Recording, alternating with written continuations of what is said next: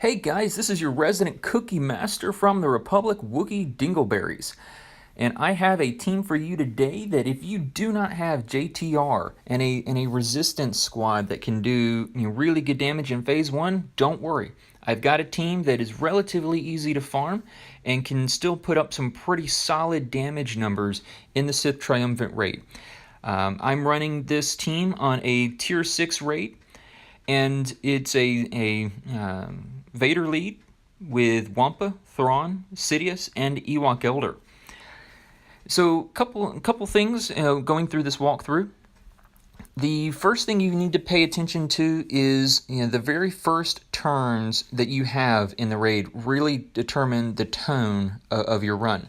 So what I always do is my Thrawn and Vader go first, so I always attack the Sith Assassin, want to take her out early so she doesn't provide Nihilus any turn meter, etc.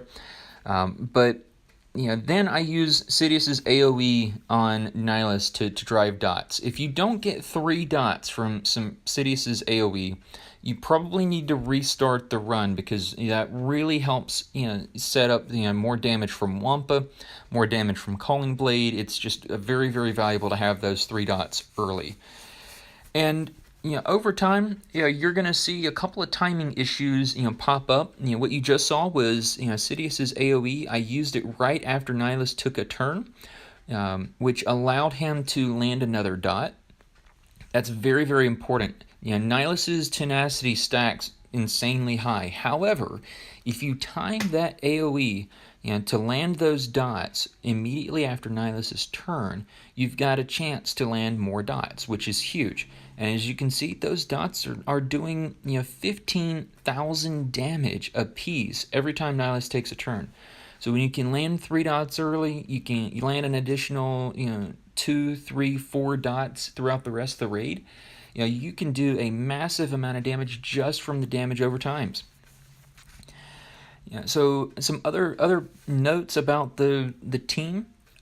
You'll notice that Thrawn, I'm always using his turn meter swap with Wampa to get Wampa more turns, to maximize that damage output.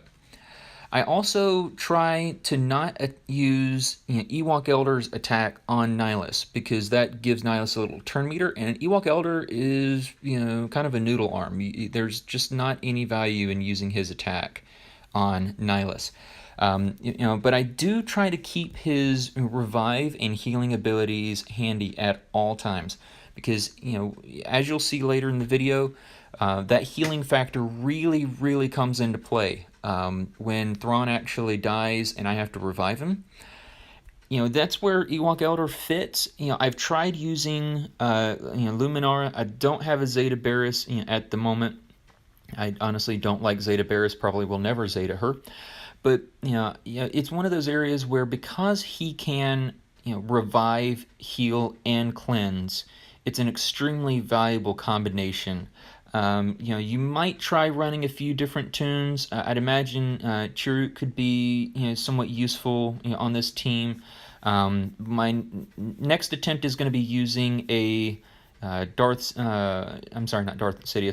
Palpatine, to use his special that provides health steal buff to all team members, as well as it does about 45 to 50,000 damage to Nihilus, so that's helpful there. He also gives offense up. The challenge, though, is because that's a buff, it's too easy for Nihilus to remove it, so I'm not sure how that's going to work, but that's going to be my next attempt. But other than that, enjoy. This team is pretty straightforward to use. Not too many timings to worry about. It's not too difficult to have a decent run. But if you have any questions or comments, please leave them below. And again, at the end of the video, I will be covering what mods and abilities and zetas are necessary to make this team work. Enjoy.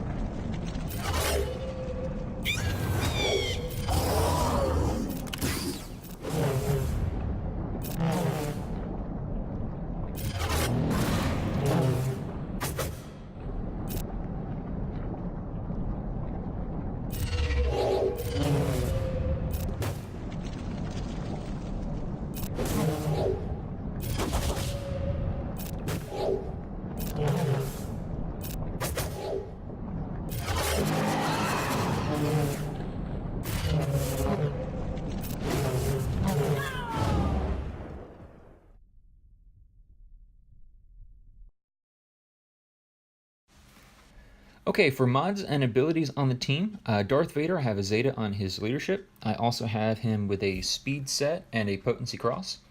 That takes him to 226 speed and 59% potency. The potency isn't quite enough to land dots consistently, so it's not really necessary. You're going to want to focus primarily on speed. If you do have really good potency mods and you can boost his potency up to 80-90% to land dots consistently without sacrificing speed, then go for it. Otherwise, just focus on speed. For Darth Sidious, you're going to want to Zeta his unique Sadistic Glee, so that way he gains an additional 50% potency and some max health. You're going to want to mod him for speed and potency. So you're definitely going to want a potency cross here, maybe a potency mod set as I show here. Otherwise, you're going to want to focus on speed. I have him at 253 speed, so not too crazy. But for potency, I do have him at 62%. When you add in the 50% from his unique, that takes him to 112, which allows him to hit those dots consistently. For Grand Admiral Thrawn, you're going to want to focus him on speed. No Zetas are necessary. I have him currently at 258. For Ewok Elder, you're going to want to focus almost entirely on speed, unless you're using a lower level Ewok Elder. If you're using him at gear 8 or 9, it's viable, but you've got to make sure his health is somewhere between 19 and 20,000 to survive Nihilus's attacks. Otherwise, he just doesn't have enough health to survive.